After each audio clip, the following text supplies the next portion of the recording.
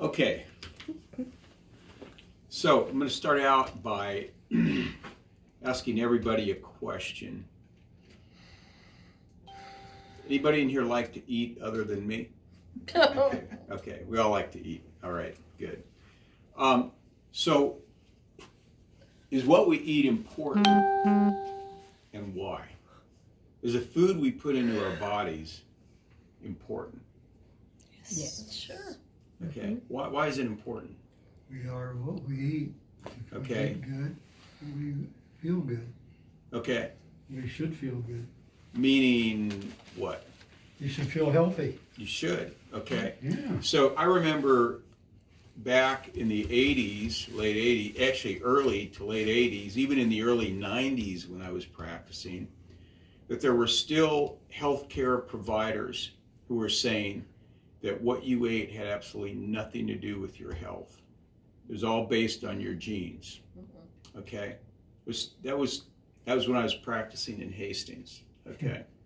So our bodies take what we eat and they make cells, you know, and our cells are constantly dying, so they have to be replaced with healthy cells, okay? So if you were to build a house with wood that was like really substandard or even rotten, would you want to live in that house? No. Well, that's what a lot of people are doing to their bodies, and that's why we have the amount of sickness and chronic diseases in our culture. Now, there's a pediatric endocrinologist by the name of Robert Lustig. I'm reading his third book right now called Metabolical. He says basically, if you take all the non-communicable diseases that we have in humanity are caused by the food we eat, all of them, okay?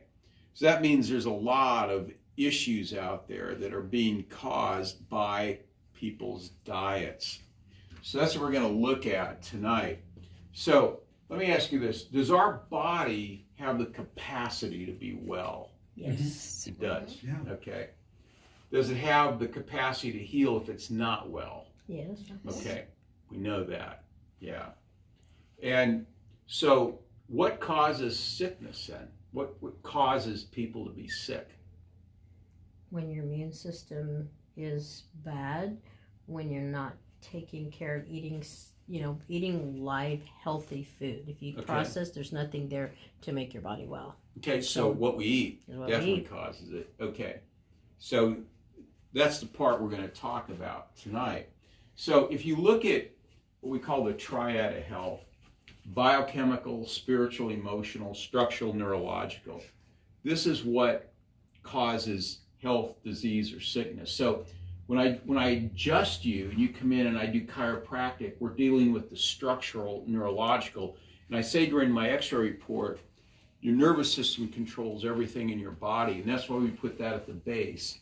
So the biochemical, which would be the food we eat, the toxins we're exposed to, is on one side, and our emotional part is on the other side. So about several months ago, we did a talk just on this part here.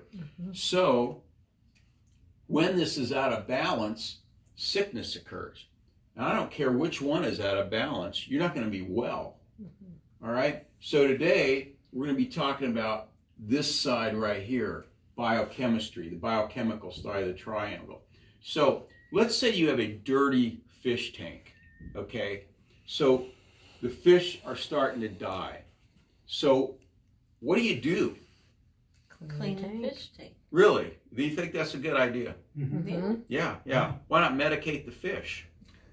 Because they're their environment. Yeah, instead of would cleaning the just fish be tank, why not silly. medicate, give the fish pharmaceuticals? Just be silly. Okay, right. But that's what we do in our culture. Yes. We medicate the fish. We don't clean the fish tank, we medicate the fish. And that's why so many people are sick and dying. Okay, so we already talked about why food is important. Here's the thing I want you to get tonight, is that food is information. When you eat food, I don't care what you eat, your body sees that as information. And it's information that affects your entire, come on in, your entire system. So you want good information, or do you want bad information in your body? Good. I mean, that's a dumb question, right? We all want good information. Which of these two do you think would give the best information into your body? Apples. Yeah, the apples, right? Yeah, I'm glad you didn't say the Snickers ice cream. Yeah. But that one's yelling the It loudest. does look good though. That's the one that's screaming the most. Yeah, what's the one's calling your name? Yeah. Right, yeah. Yeah. All right. So food is broken down into vitamins, minerals, and other nutrients.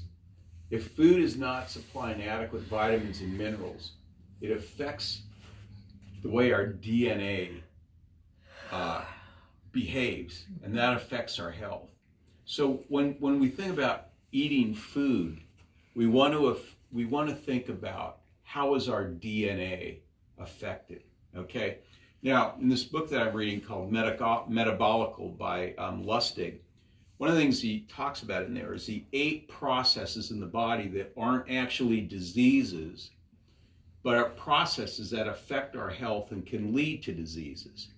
And one of the things he talks about in that book is the concept of epigenetics. That's one of the 8. Does anybody know what I'm talking about when I say epigenetics? Okay, so we have, all of us are born with certain genes, okay? Some genes, would you say that some genes are good, but some genes are bad? Yeah. Okay, so what would be a bad gene? Breast cancer. Breast cancer, yeah, that's one I was thinking of.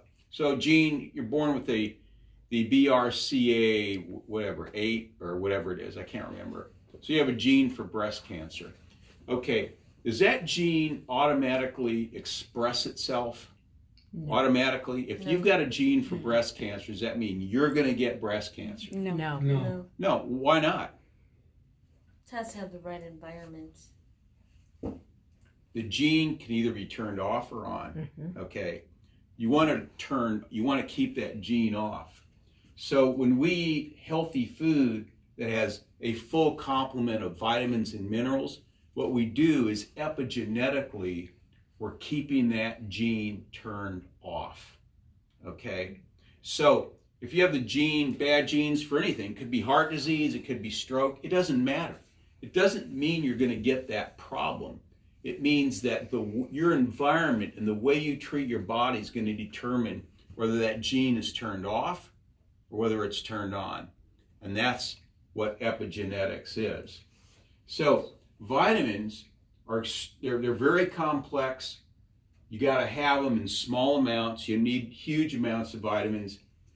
You have to have them for growth and maintenance, and they're obtained from, they're integral parts of the food that we eat. Now, part of the problem with vitamins and minerals, and this is why I use standard processed supplements, because they're whole food concentrates. A lot of the vitamins that you get when you go to, like, Walmart, Sam's Club, whatever you get, I'm not saying all of them are, but most of them are synthetic vitamins. Our bodies don't respond to that. Our bodies respond to vitamins that are integrated into our food. So we're not eating food, if we're not eating food that has vitamins in it, that's healthy, that has nutrients in it, that's going to affect how our DNA and our genes behave. It's going to allow bad genes to be turned on.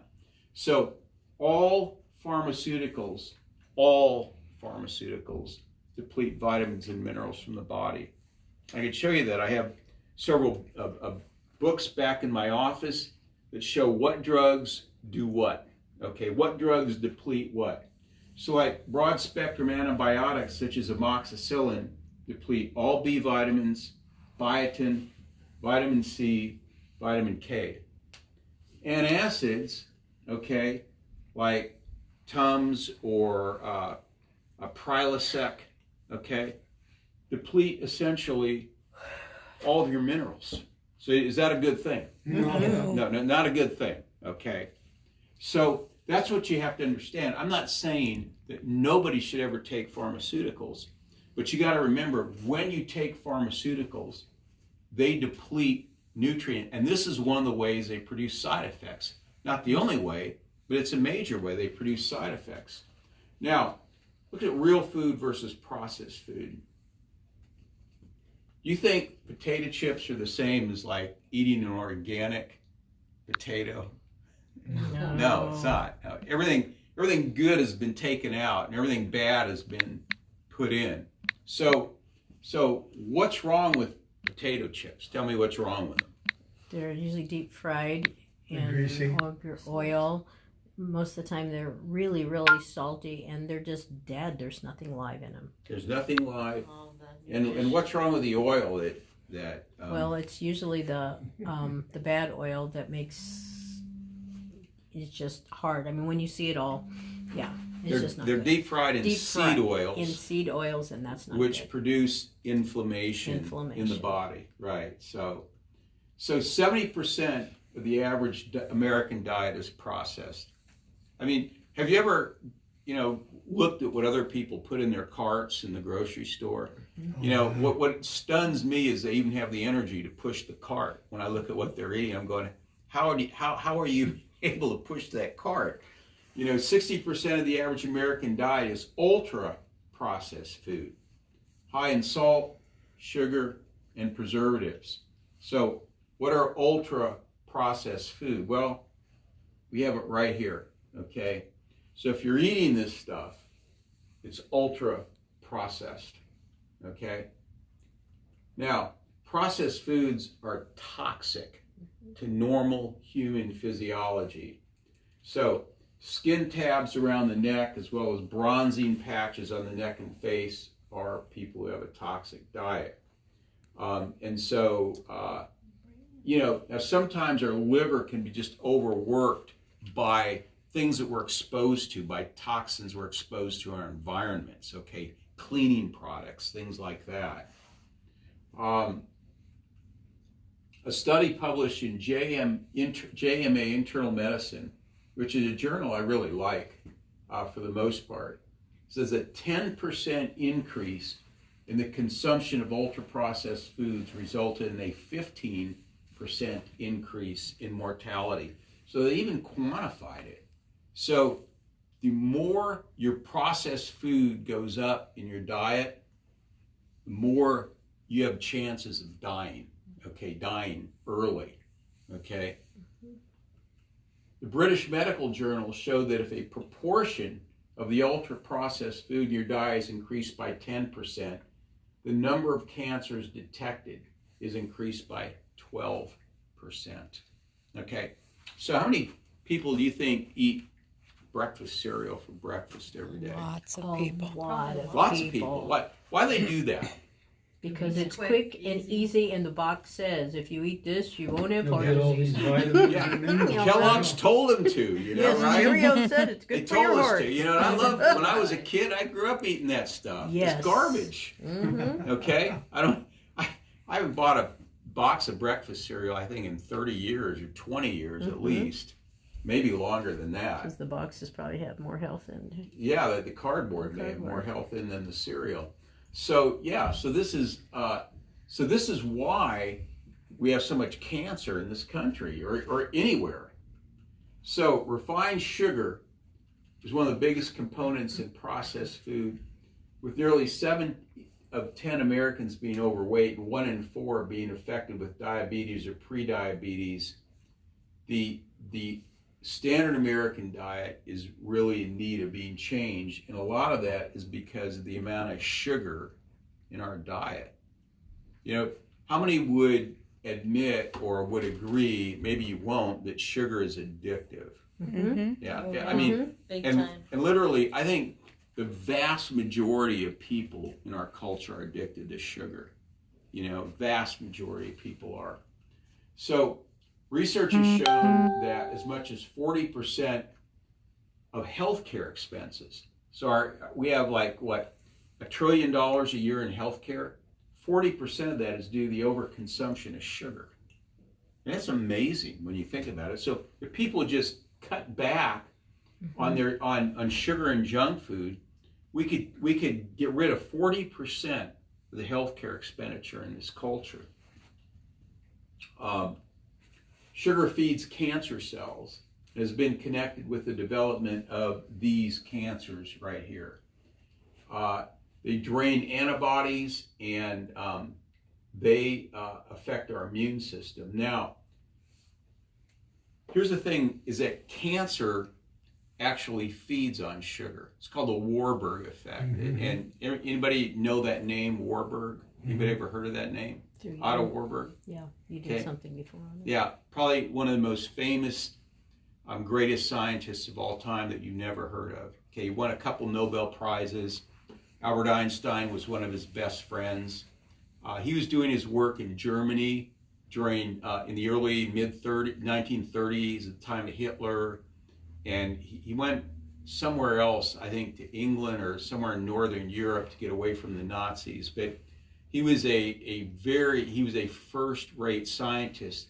And his big discovery was that cancer cells ferment sugar for energy. Okay? So if you want to give cancer miracle grow, eat sugar.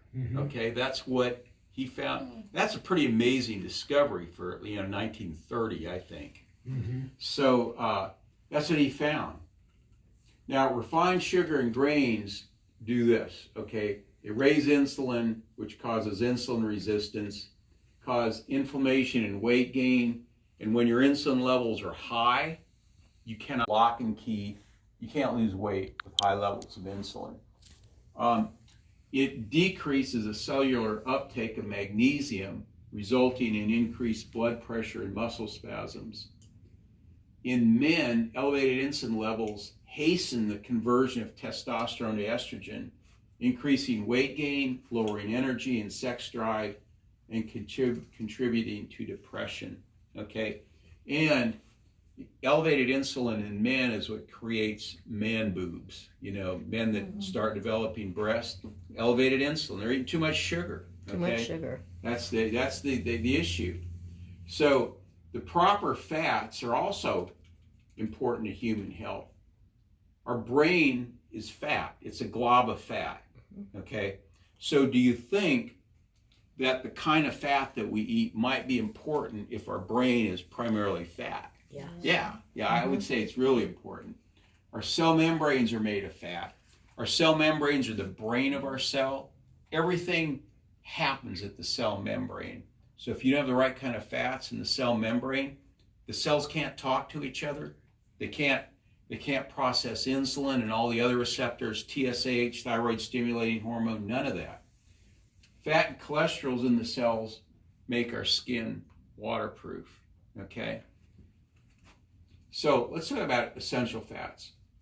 Omega-6 is an essential fat, very definitely, but we get way too much of it, and when we have too much, it's pro-inflammatory. So where do we get omega-6 fatty acids from? Anybody know? You ever had corn oil? Yeah, corn oil, seed oils. Corn oil, safflower oil, sunflower oil. All your seed oils are omega-6 fatty acids.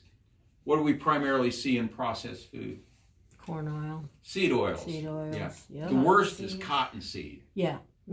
because cottonseed oil is not considered a food, and so that means that the growers can douse it in as many pesticides and insecticides as they want to, because it's outside of the purview of the FDA. So when you have something that has cottonseed oil in it, you're probably getting a dose of something else that you really don't want, okay? So omega-3 fats, okay? We don't get enough of those, all right? So cold water fish, walnuts, flax, olive oil, they decrease inflammation. And then there's trans fats, which is hydrogenated fats, processed fats, very, very bad on the cellular structure of your body. Very bad, okay? So tell me some foods that you typically find trans fats in. Potato chips? Yeah. Potato chips. Yeah. French fries? Any fried French foods. fries, yeah. Margarine. Margarine, yeah. Your commercial fried foods, all full of trans fats, okay? So, an imbalance in this ratio, omega-6 omega-3 leads to inflammation. The only oils that I recommend for cooking are coconut oil, olive oil, avocado oil are the best. We use a little sesame oil at our house. My wife is Asian, but these are what we use almost exclusively. Okay, so we're in the French fry generation. Trans fat from fried foods ends up in the brain and negatively affects brain structure, function, and is associated with depression.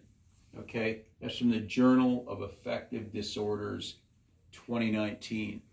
So, how many of you have ever heard of teenagers on antidepressants? Oh, yes. Okay, Oh, yeah. so when I was a teenager, that didn't exist. There's no such thing as that happening. So, you think teenagers like to eat things like pizza and French fries? Oh, yeah. Oh, yeah, yeah. So, this is not the only reason, but that's one of the reasons. Do I like French fries? Yeah, I think they're delicious if you want to know the truth. And what's not to like? Do I eat them? No. I don't eat French fries because even though I like them, I don't eat them because of this reason. They're so bad. How many of you have ever eaten something or you know foods that if you eat, you're going to pay a price for it? Oh, Yeah. Yeah, French fries is like that for me. I know if I eat this, that something bad is going to happen in my body. Okay, so I don't eat them.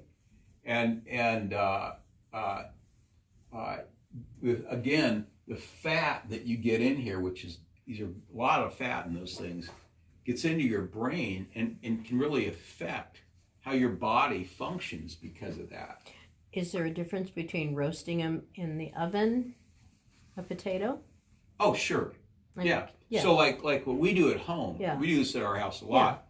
We make sweet potato French fries. Yes. Where we put them in an air fryer, Okay. put a little olive oil on them. Okay. They're fine. Yeah. Yeah, nothing wrong with that. Yeah, because that's what I do with my potatoes. I need yes. to put it because I don't have an air fryer, but a little bit of olive oil and let them just be in the oven for a while. Yeah, and that's fine to make them like that.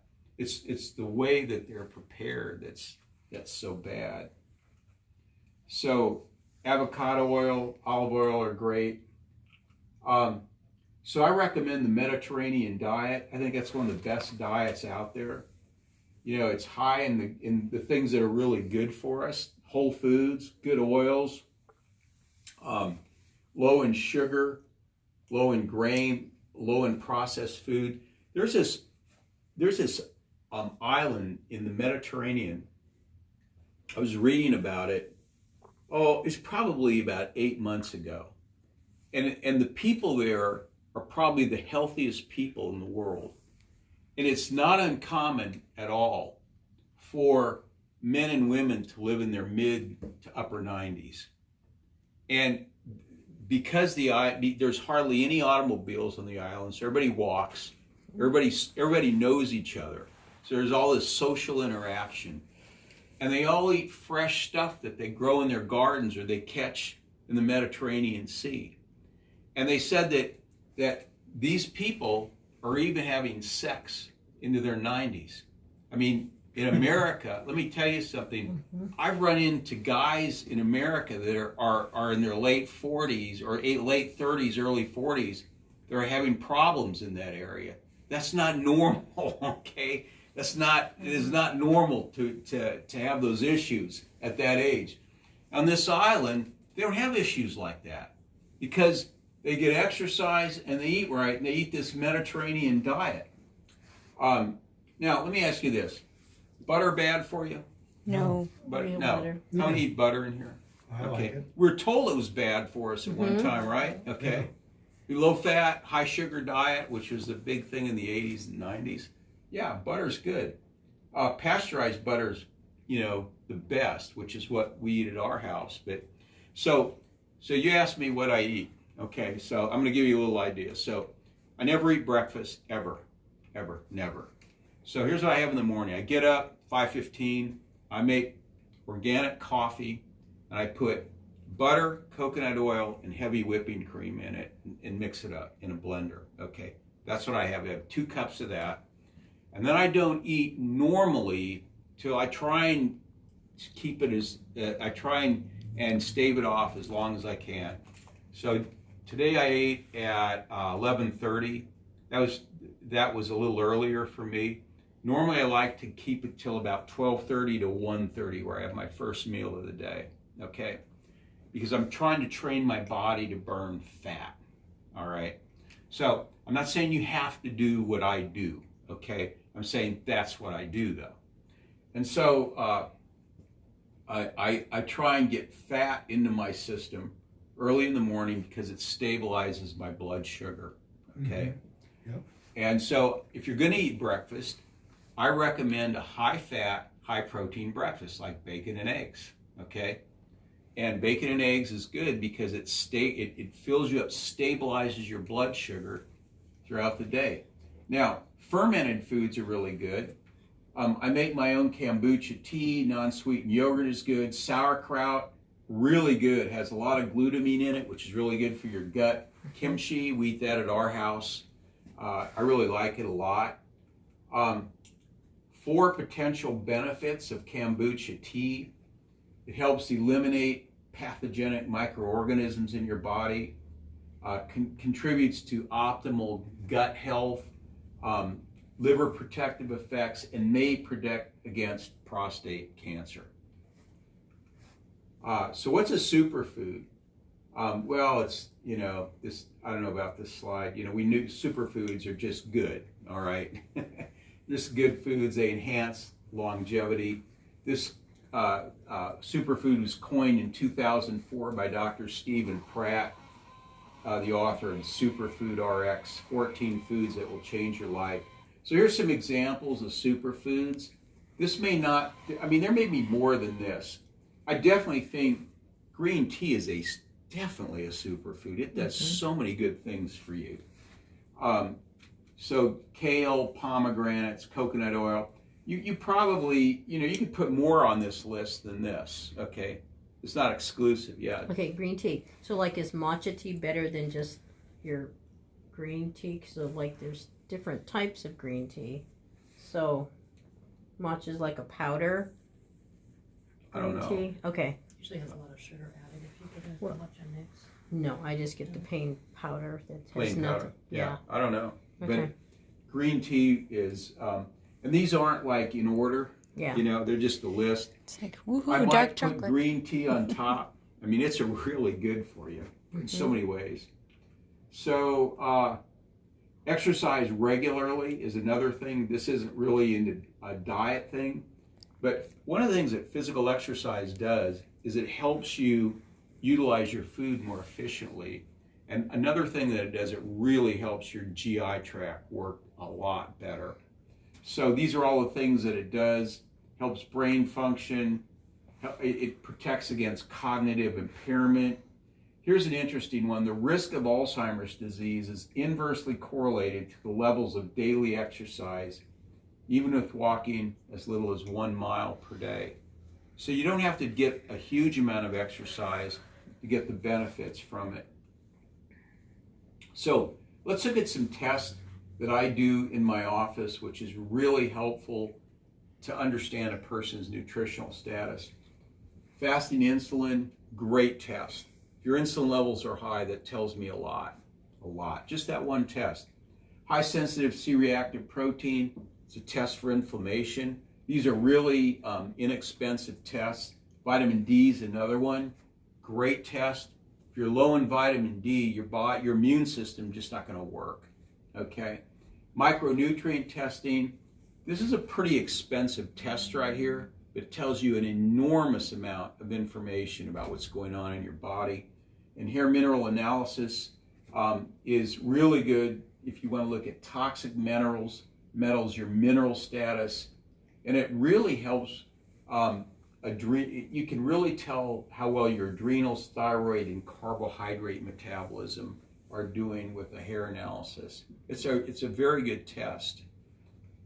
So, how often should you have those? Which ones? Any of them? I would say, like, I do my insulin, HSCRP, and vitamin D at least once to twice a year. Okay. This one, it'd be good if you could do it once a year. Hair mineral analysis once a year would be good. I do these more. Mm-hmm. In fact, I did HSCRP not too long ago. So, because I want to know my inflammation levels. That's a very good thing to know. Because why is it good to know your inflammation levels, by the way? Anybody? Why is that good? Because it tells you the health of your body, basically, and what's happening, so then you can try to correct it. Yeah. So here's a good example. There's this guy that I know who goes to my church, and I ran into him on a Sunday morning. I said, "Hey, how you doing?" And he goes, "Yeah, I'm gonna have back surgery. I think I have to have it." I didn't say this to him. I thought to myself, there's no way that that's going to be successful on you. You will not. This is not going to work for you. Why? And the reason is because I could look at him and tell he was very inflamed. So if you have surgery and your body's full of inflammation, what do you think the chances are of that surgery being successful? Not very high. And as I thought, his back surgery was a disaster. Okay, and he's never asked me for my opinion, so I haven't offered it to him. I want to go up to him and say, okay, if you want to get better, you need to test your inflammation markers, find out what they are, and then decrease your inflammation, because your body cannot heal when it's inflamed. Or it will, but it's going to take a long time to heal, or a lot longer. Yes? So how do you, is it certain inflammation markers that correspond or correlate to certain foods, or what? There is one test that does that. It's the omega-3, omega-6 fatty acid ratio. Okay, that's probably one of the better tests. I didn't put it up here. That one does, because it corresponds to the fats that you're eating.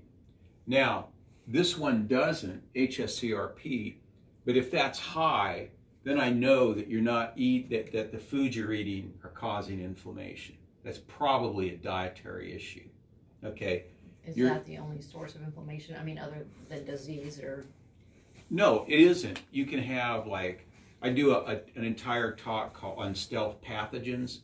So if you're carrying around a Lyme disease pathogen and you don't know it, or you have candida or something else, that will cause inflammation. If you have high levels of toxic metals in your body, that can cause inflammation. So it's not just foods. That's a great question, but that would be the first thing I would look at, because there's other things that can cause it. Yeah, absolutely. And I do an entire talk just on toxicity. We'll do that one later this year. So, great question. So to start out, if I was going to just start out with somebody and say, okay, let's just see where you're at, you do these 3 tests. Okay. And I've seen people come back with vitamin D of 8 or 9. I mean, I don't see how they're functioning, but I've seen it. Okay. So, it's real common in Nebraska. Yeah, people, we don't get sun for 6-7 months out of the year, and so it is. I did a class for bone density, and in New Mexico, the ASRT put on, and New Mexico has a problem with vitamin D, and so does Arizona. And you'd think that those are sunshine states, so you'd think there wouldn't be an issue there. But they're so used to slathering on sunscreen that prevents the vitamin D from getting inside that they come up with low values all the time. It's really interesting. And sunscreen has its own toxicity issues. The active ingredients in sunscreen acts like estrogen in the body. So you want to estrogenize your body, slather on the sunscreen. Okay. The natural ones with zinc don't do that, do they? No. Okay. No, they don't. Okay. Any other questions? Good. Thank you so much for taking a half hour out of your life to learn about health. And so next week we're going to do. We're going to be gone next We're going to be week. gone next week. And then the next one is up there. The following week we are going to do seasonal allergies. We're going to talk about what causes seasonal allergies, and then after that, we're going to do, is there science backing chiropractic? And that is also a great talk. We're going to do it. What is the research behind chiropractic? Okay, good. And then we do how stealth pathogens sabotage our health. So if you want to find out about the whole stealth pathogen issue and how I treat stealth pathogens, come to that talk. We're going to it's going to be in about 6 weeks. Good. Thank you so much for making time to learn about nutrition. No other questions? Is eating